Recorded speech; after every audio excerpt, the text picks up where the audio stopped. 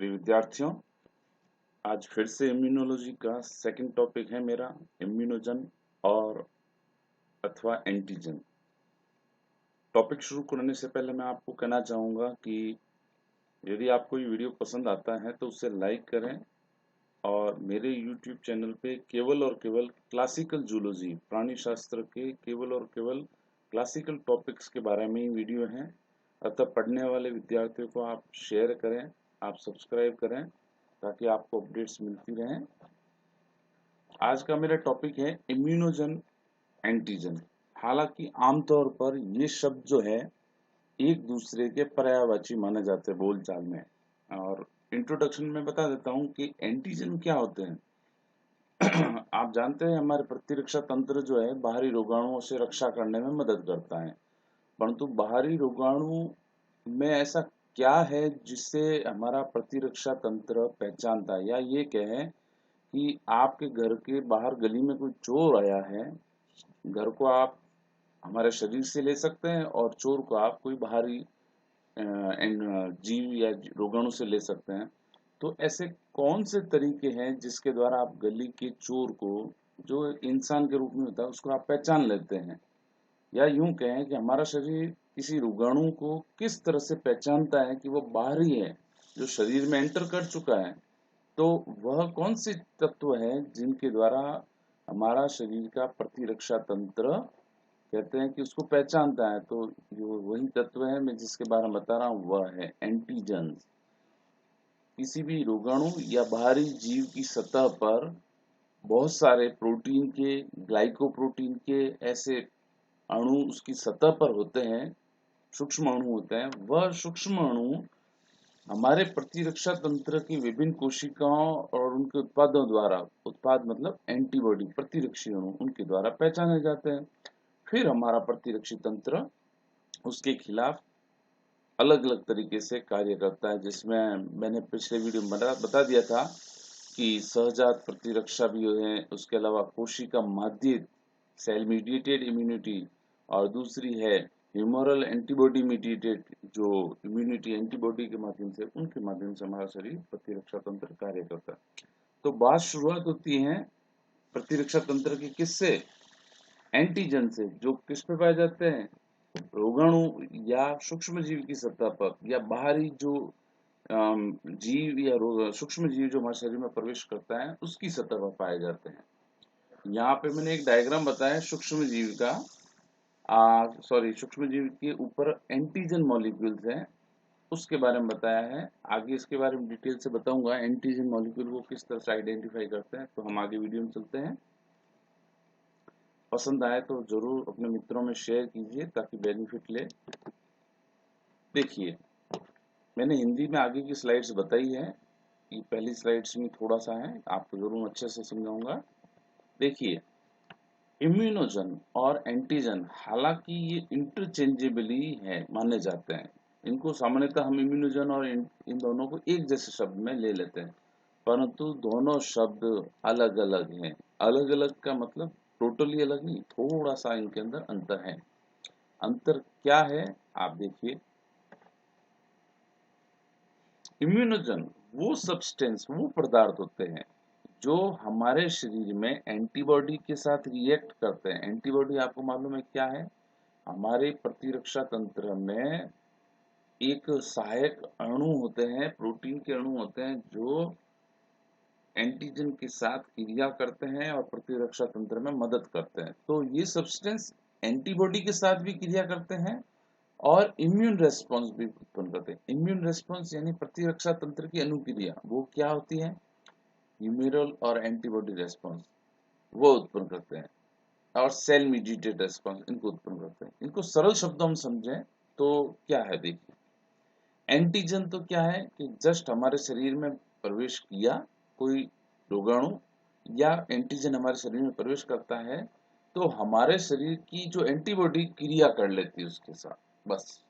या एंटीबॉडी जो T cell receptor है उनके ऊपर रिएक्ट हो जाता है, परंतु यह हमारे इम्यून रेस्पॉन्स को जागृत करता है और नहीं भी कर सकता है। अगर वो करता है, यानी इम्यून रेस्पॉन्स क्या है, जैसे भविष्य में दोबारा कभी इम्यून रेस्पॉन्स शब्द समझ लीजिए, कि एक बार रोगाणु हमारे शरीर में आ गया, ठीक है, उसके बाद में अगर दोबारा आता है तो हमारा शरीर उस पहले वाली मेमोरी को रिमाइंड करके उसके खिलाफ एक्शन करता है या नहीं करता है। मतलब आपने किसी को पहचान लिया चोर को, तो दोबारा आएगा तो आप इजीली आइडेंटिफाई कर लेते हैं, तो वो मेमोरी रेस्पॉन्स में शामिल हो जाती है। यानी दोबारा आएगा तो पहचाना जाएगा, परंतु अगर सामान्य एंटीजन जिसमें एंटीबॉडी के साथ तो रिएक्शन कर लेता है, परंतु यह आवश्यक नहीं है कि इम्यून रेस्पॉन्स से क्रिया करे। यानी कुछ एंटीजन सामान्य रूप में इस शब्द एंटीजन शब्द का इस रूप में भी उपयोग करते हैं कि वह किसी एंटीबॉडी के साथ रिएक्ट करे, उसके लिए एंटीजन शब्द तो पर्याप्त है। परंतु यदि इम्यून रेस्पॉन्स उत्पन्न करे, यानी वो हमारे शरीर में प्रतिरक्षा अनुक्रिया, दोबारा अगर कभी रोगाणु आता है तो उसकी मेमोरी के माध्यम से उसके ऊपर तेजी से हमारा शरीर प्रतिरक्षा अनुक्रिया तेजी से उस पर आक्रमण करे, तो वह इम्यून रेस्पॉन्स अगर होता है तो वह एंटीजन इम्यूनोजन है। यदि वह इम्यून रेस्पॉन्स उत्पन्न नहीं करता है, यानी दोबारा आए तो भी वही पहली वाली बात, तीसरी बार आए तो भी वही पहली वाली बात, यानी शरीर उसको उसको पहचानता नहीं है कि पहले आया हुआ है, तो वह केवल एंटीजन ही कहलाएगा। एंटीजन क्यों? क्योंकि वह एंटीबॉडी के साथ, विभिन्न रिसेप्टर के साथ ही क्रिया कर पा रहा है, इम्यून रेस्पॉन्स को उत्पन्न नहीं कर रहा है, तो वह एंटीजन है। आप समझ गए होंगे। इम्यूनोजन, रिएक्टिविटी, ये टर्म इंपॉर्टेंट है। रिएक्टिविटी किसको कहते हैं, परीक्षा में पूछा जा सकता है। तो उसमें यही है कि एंटीजन और एंटीबॉडी की क्रिया, उसकी सतहों के कांटेक्ट माना, एंटीजन मॉलिक्यूल है ये एंटीजन, ठीक है, और दूसरा है ये एंटीबॉडी, वाही आकार की होती है। इनके जब कांटेक्ट आता है तो ये एंटीजन की ऊपर सतह पर एपिटोप, जो डायरेक्टली एंटीबॉडी के कांटेक्ट में आता है, ठीक है, इसके बारे में बताएंगे बाद में। तो एंटीजन की सतह अगर एंटीबॉडी की सतह के साथ में जुड़ती है, यानी एंटीजन की सतह पर पाए जाने वाले एपिटोप एंटीबॉडी के साथ रिएक्ट करता है, this is known as reactivity, ठीक है, क्रियाशीलता ये कहलाता है। तो इम्यूनोजन के अंदर न केवल रिएक्टिविटी है, यानी रिएक्टिविटी का फिर से कह रहा हूं, एंटीजन और एंटीबॉडी के आपस में क्रिया करना, संपर्क में आना, कांटेक्ट आना, ये कहलाता है रिएक्टिविटी। उसके साथ साथ इम्यून रेस्पॉन्स भी होता है, परंतु एंटीजन के साथ साथ केवल और केवल रिएक्टिविटी ही होती है।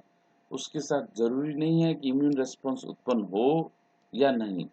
अगर इम्यून रेस्पॉन्स होते हैं तो वह एंटीजन इम्यूनोजन भी कहलाएगा। यानी आप समझ गए बात। सभी इम्यूनोजन एंटीजन होते हैं, ऑल इम्यूनोजन्स आर एंटीजन्स, क्योंकि उनके अंदर रिएक्टिविटी तो है ही है, परंतु सभी एंटीजन इम्यूनोजन नहीं है। क्यों? क्योंकि सभी के अंदर इम्यून रेस्पॉन्स हो जरूरी नहीं है, इसलिए ऑल इम्यूनोजन्स आर एंटीजन्स। सभी इम्यूनोजन प्रतिजन तो हैं, परंतु प्रतिजन सभी जो है वह इम्यूनोजन हो जरूरी नहीं है। तो आप समझ गए यहाँ तक इम्यूनोजन और शब्द एंटीजन का अंतर। तो हम आगे चलते हैं। एपिटोप मैंने बता ही दिया है, एपिटोप क्या है।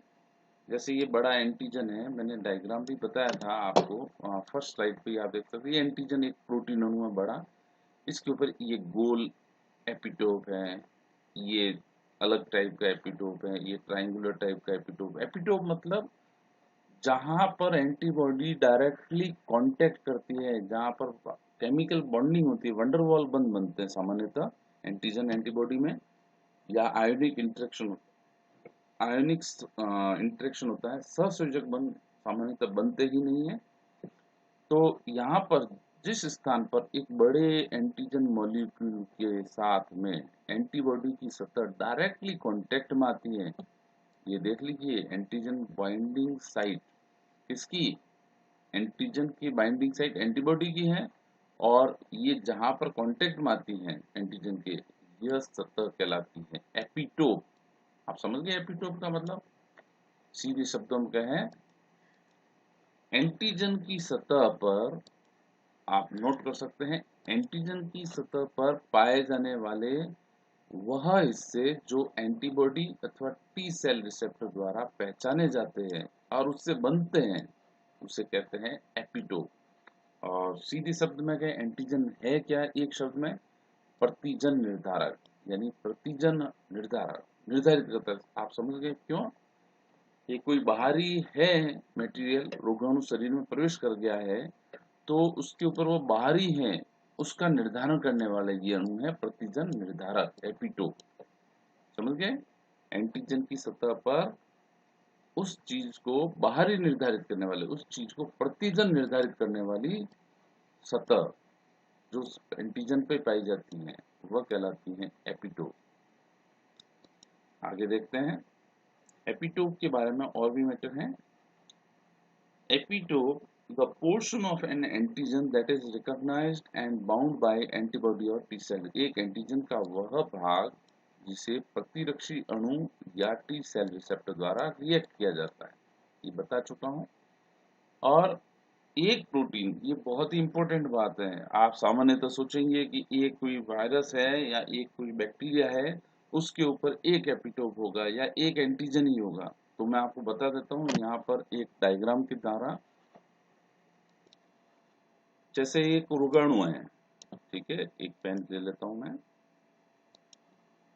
एक रोगाणु है, ओके, ये रोगाणु है।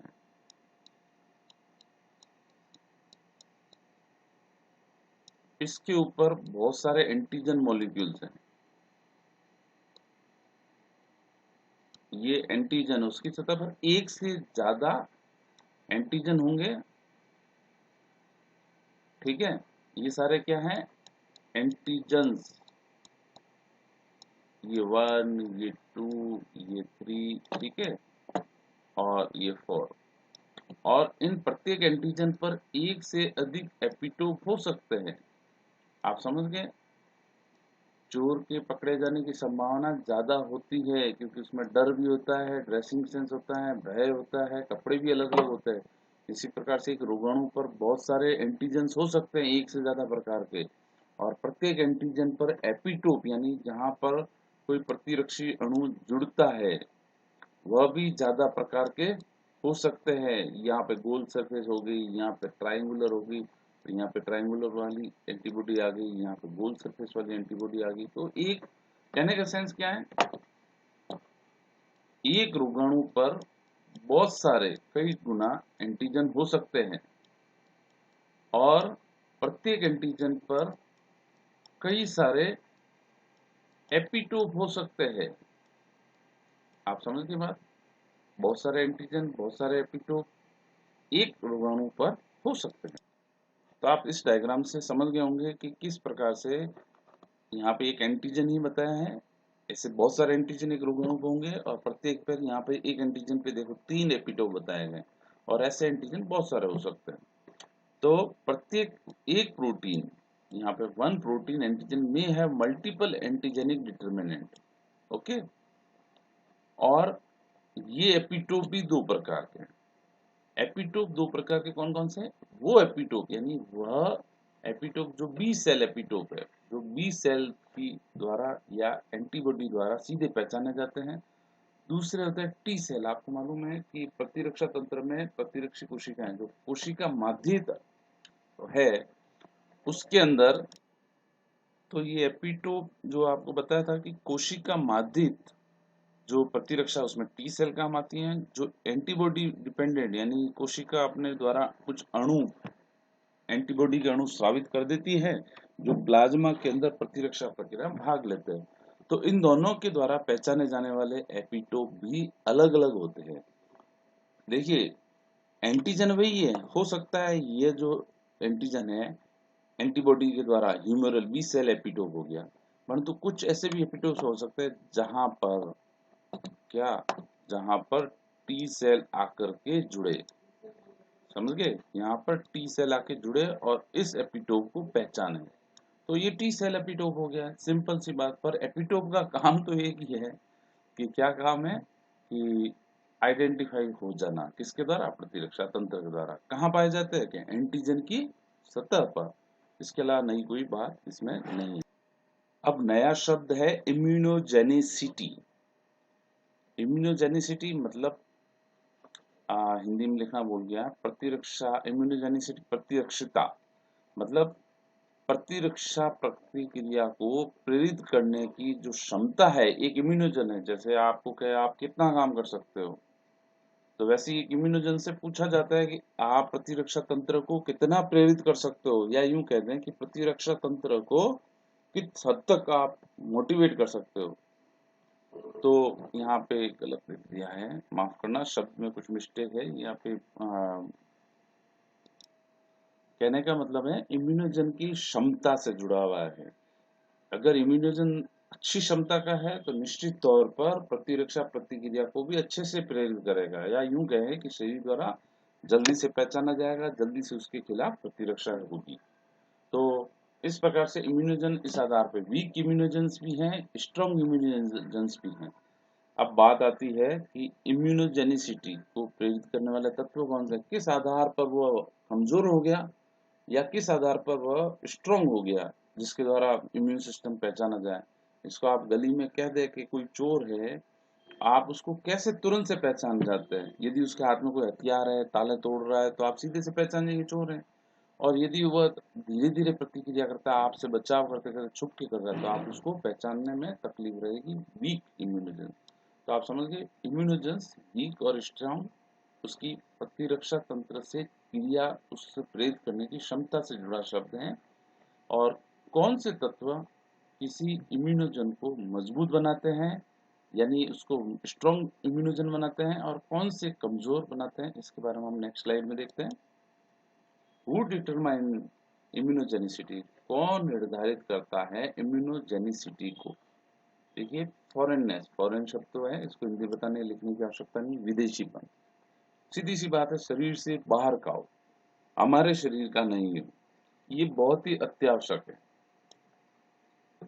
क्यों? यदि शरीर के खिलाफ ही इम्यून सिस्टम काम करेगा, यानी हमारे शरीर की कोशिकाओं को ही पहचानने से इनकार कर दे और उनके खिलाफ प्रतिरक्षा तंत्र अपनी क्रिया करना शुरू कर दे, तो हम तो वैसे ही मर जाएंगे। यानी अपना और पराये में भेद करता है। ये फॉरेननेस, विदेशीपन को पहचान कर उनके खिलाफ एक्शन करना बहुत जरूरी है। अब एक क्वेश्चन आता है, यहाँ पे मैं थोड़ा सा एडवांस बता रहा हूँ, आप इसको एक्स्ट्रा समझें। एक्स्ट्रा ऐसे कि अपने एग्जाम में इतना लिखना नहीं है, यही कहना है विदेशी होना, बाहरी कोशिका होना, यही है कि हमारा इम्यून सिस्टम जो है सेल्फ मतलब कोई एक्शन क्यों नहीं करता है। मतलब ऐसा क्या है कारण कि वो हमारी शरीर की कोशिकाओं को तो पहचानता है और बाहर की कोशिकाओं को रिजेक्ट करता है, हमारे शरीर में उसको रहने नहीं देता है। वो ऐसा इसलिए है कि जब लिम्फोसाइट का डेवलपमेंट होता है, लिम्फोसाइट बी और टी लिम्फोसाइट जो प्रतिरक्षा तंत्र से जुड़ी है, उनके निर्माण के समय में जो जो डेवलपमेंट के दौरान जो जो बी लिम्फोसाइट और टी लिम्फोसाइट सेल्फ रेस्पॉन्सिव होती है, यानी हमारे शरीर के खिलाफ काम करती हैं, उनको शुरू में ही खत्म कर दिया जाता है।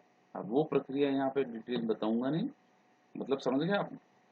ये जो बी लिम्फोसाइट और टी लिम्फोसाइट परिवर्तन यानी डेवलपमेंट के समय में हमारे शरीर की कोशिकाओं के खिलाफ काम करती है, उनको पहले ही खत्म कर दिया जाता है। तो सीधी सी बात बची कौन?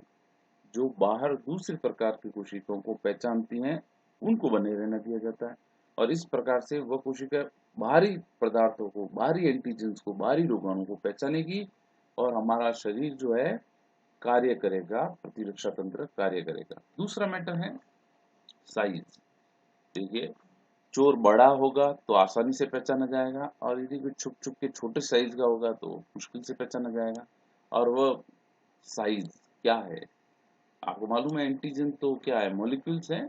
मॉलिक्यूल्स की साइज होती है, डाल्टन में मापते हैं, परमाणु साइज को मापने की यूनिट।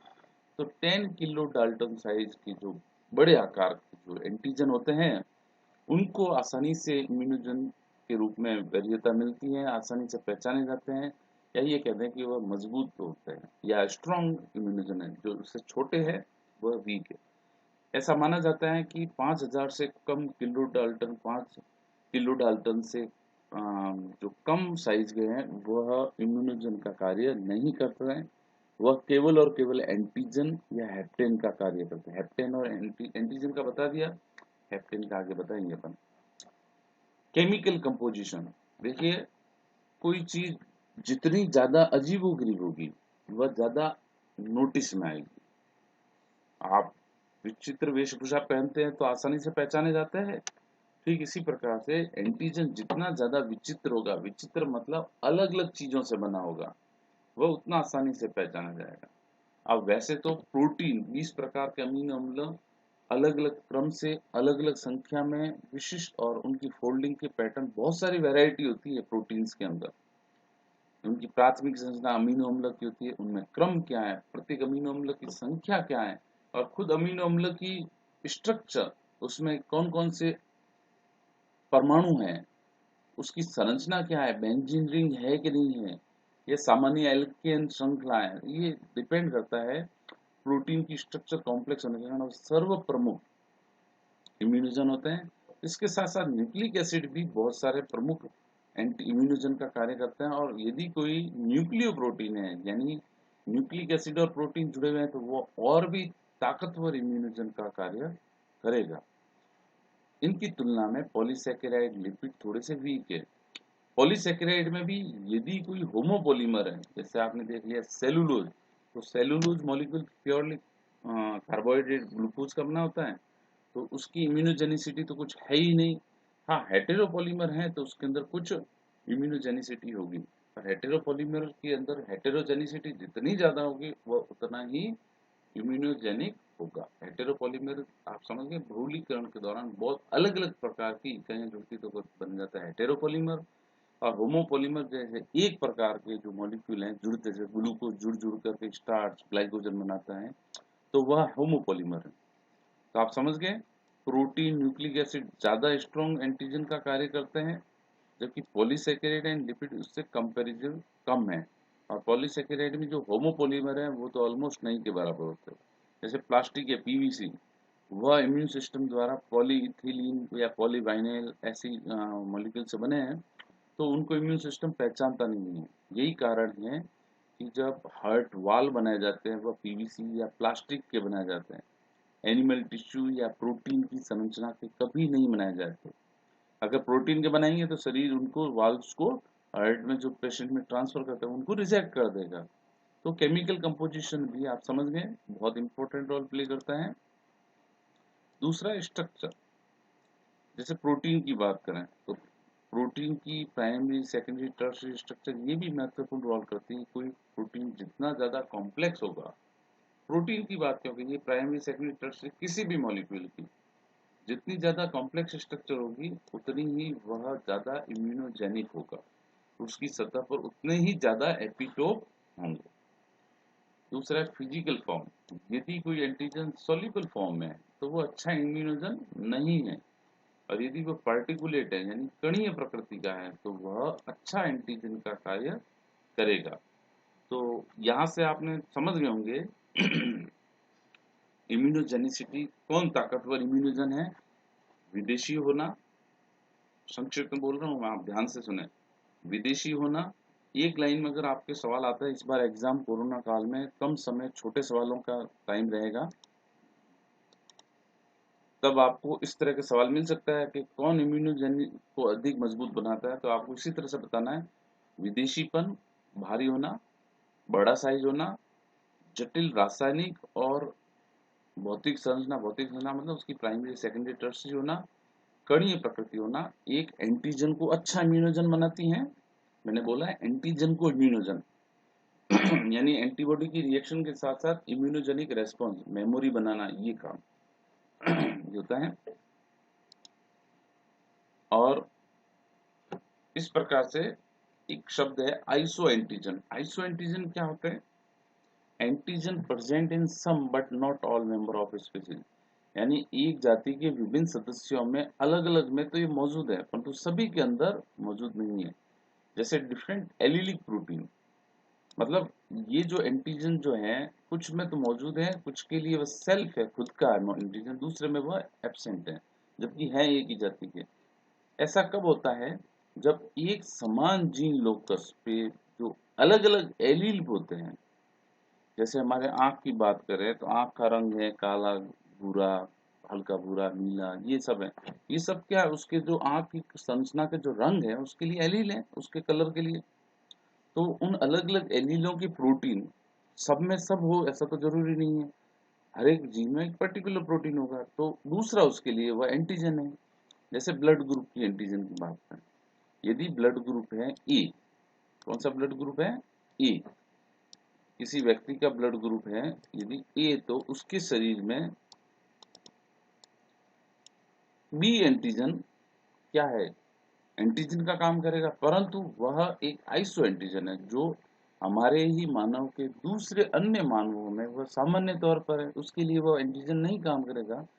एंटीजन मतलब बाहरी एंटीजन के तौर पे काम नहीं करेगा। तो ये क्या कहलाता है? आइसो एंटीजन, जो एक समान जीन लोकस के जो एलील होते हैं उनके द्वारा बने होते हैं, जो अलग अलग जंतु में सॉरी एक ही जाति के अलग अलग जंतुओं में अलग अलग हो सकते हैं। मेजर हिस्टो कंपेटिबल कॉम्प्लेक्स भी इसी तरह का है। तो आइसो एंटीजन समझ गए, जैसे ब्लड ग्रुप का इसका उदाहरण है A antigen, B antigen, R H sorry A antigen, B antigen और उसके रिसेसिव यूनिट यानी O blood group, O antigen. तो ये सभी क्या आपस में आइसो एंटीजन आपके अंदर या तो ए ब्लड ग्रुप होगा, ए से रिलेटेड एंटीजन होगा या बी होगा, दोनों होंगे तो ए बी एंटीजन हो गया, तो ओ का नहीं होगा, तो कुछ नहीं, ये क्या है? Iso antigen. आप समझ गए, एक समान जीन लोकस की एलील से जुड़े हुए एंटीजन है। ऑटो एंटीजन, ऑटो एंटीजन यानी ऑटो मीन्स स्वयं, एंटीजन मतलब प्रतिजन, यानी जब स्वयं के ही प्रतिजन बने। इसका मतलब क्या है कि सामान्यतः हमारा शरीर जो है प्रतिरक्षा तंत्र बाहरी चीजों को पहचानता है, परंतु कई बार ऐसी स्थिति भी आती है कि खुद की कोशिकाएं भी बाहरी की तरह दिखती हैं और एंटीजन का काम एंटीजन युक्त होती है, यानी हमारे शरीर में कुछ ऐसे पदार्थ भी बन जाते हैं, ऐसे प्रोटीन भी बन जाए जो बाहरी प्रोटीन की तरह कार्य करते हैं और हमारे शरीर में एंटीजन का काम करते हैं। तो ऑटो एंटीजन आर सब्सटेंसेस, कैसे सब्सटेंस है? जो capable of immunising the host, जो उसी होस्ट को प्रभावित करते हैं जिसमें इनकी उत्पत्ति हुई है, जिनसे ये प्राप्त हुए हैं। यानी हमारे मानव कोशिका की बात करें, हमारे अंदर खुद के अंदर किसी एक कोशिका के ऐसे प्रोटीन बने जो हमारी कोशिका द्वारा, हमारे प्रतिरक्षा तंत्र द्वारा ट्रेस किए जाते हैं और उसके खिलाफ प्रतिरक्षा तंत्र जागृत होता है। Self antigen are ordinary non antigenic, हालांकि सेल्फ एंटीजन जो है सामान्यतः non antigenic sorry non immunogenic होते हैं, हमारा शरीर उनके खिलाफ प्रतिरक्षा नहीं करता है, परंतु मॉडिफिकेशन अगर हो जाता है तब हमारा शरीर उनके खिलाफ इम्यून रिस्पॉन्स करता है। Modification of self antigen are capable of eliciting an immune response. जैसे मैं बताऊं कि हमारे शरीर में जैसे हाशिमोटो डिजीज है जो हमारे थायराइड से जुड़ी हुई है, उसके अंदर भी कई बार क्या होता है, ऑटो इम्यूनिटी आ जाती है, हमारे शरीर की कोशिकाएं उस थायराइड के खिलाफ कार्य करती हैं और उसको ग्रंथि को खत्म कर देती हैं। तो ऐसे कौन से तत्व हैं? और एक और उदाहरण बताता हूँ, हमारे शरीर में हर दिन कैंसर जैसी या म्यूटेंट कोशिकाएं बनती रहती हैं, चूंकि वह म्यूटेंट हो गई हैं तो उनके अंदर कुछ ऐसे प्रोटीन बनेंगे जो हमारे शरीर के मिलते जुलते नहीं होंगे, तो हमारा प्रतिरक्षा तंत्र उनको पहचान लेता है और उन उत्परिवर्तित कोशिकाओं को खत्म कर देता है। दिक्कत कब आती है? जब हमारा शरीर उनको पहचानता नहीं है या सक्षमता नहीं होती, उन उत्परिवर्तित कोशिकाओं को पहचानने की क्षमता जब खत्म हो जाती है तब हमें बहुत ही भयंकर बीमारी हो सकती है। जैसे कि आपने देखा होगा कि कैंसर के अंदर कोई वायरल कैंसर है, कोई वायरस संक्रमण के कारण हमारे शरीर में कैंसर उत्पन्न हो गया, तो जिन कोशिकाओं में संक्रमण हुआ है वह हमारे प्रतिरक्षा तंत्र को क्या कहते हैं, पहचानने में असमर्थ बना देती है किसी कारण से, तब हमें भयंकर प्रॉब्लम हो जाती है। एड्स भी क्या है, हमारे शरीर की कोशिकाओं में संक्रमण करता है, प्रतिरक्षा तंत्र को इस हद तक कमजोर कर देता है कि वह उसके खिलाफ काम ही नहीं करता है।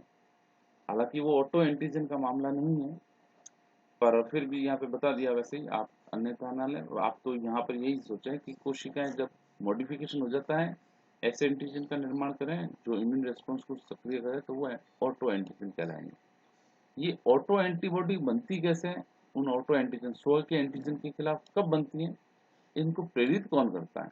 यानी यह क्या है कि ऑटो एंटीजन को खिलाफ ऑटो एंटीबॉडी प्रोडक्शन को ट्रिगर कौन करता है? रेडिएशन, कुछ विशिष्ट प्रकार के ड्रग्स जैसे एमिडोपिलिन, सल्फोनेमाइड, प्रिपरेशन ऑफ गोल्ड, इनके गोल्ड की प्रिपरेशन करते हैं, तब भी इस तरह की जो ड्रग्स हैं वह भी काम करते हैं। वायरस इन्फेक्शन में भी ऑटो एंटीजन का निर्माण करता है, जैसे वायरस न्यूमोनिया, मोनोन्यूक्लियोसिस। तो इस प्रकार से ये और भी वायरस बैक्टीरिया के नाम हैं जो ऑटो इम्यूनिटी को प्रेरित। हेप्टेन्स, हेप्टेन क्या है? नॉन इम्यूनोजेनिक, ये तो स्पष्ट हो गया। इम्यून रेस्पॉन्स उत्पन्न नहीं करते, मेमोरी नहीं होती है, परंतु यह सामान्य एंटीजन ऐसे होते हैं जो बहुत ही छोटे होते हैं और ज्यादा से ज्यादा ये क्या कर सकते हैं, रिएक्टिविटी शो करते हैं एंटीबॉडी के साथ, बस। इससे आगे हमारे प्रतिरक्षा तंत्र को प्रेरित करने या कोशिका माध्यिक या ह्यूमरल एंटीबॉडी इम्यूनिटी को प्रेरित करने में अक्षम होते हैं। जैसे इसका एग्जांपल पेनिसिलिन। ये इस प्रकार के हेप्टेन जो है एंटीबॉडी या टी सेल रिसेप्टर से बाइंड हो सकते हैं, परंतु इम्यूनिटी प्रेरित करने में अक्षम होते हैं। तो आज का टॉपिक मेरा पूरा हुआ। Thank you very much. आप अच्छे से सुने और अपने मित्रों को भी शेयर करें जो क्लासिकल जूलॉजी पढ़ना चाहते हैं। Thank you. और मित्रों, अपने दूसरे अन्य साथियों को सब्सक्राइब करने को भी प्रेरित करें। Thank you very much.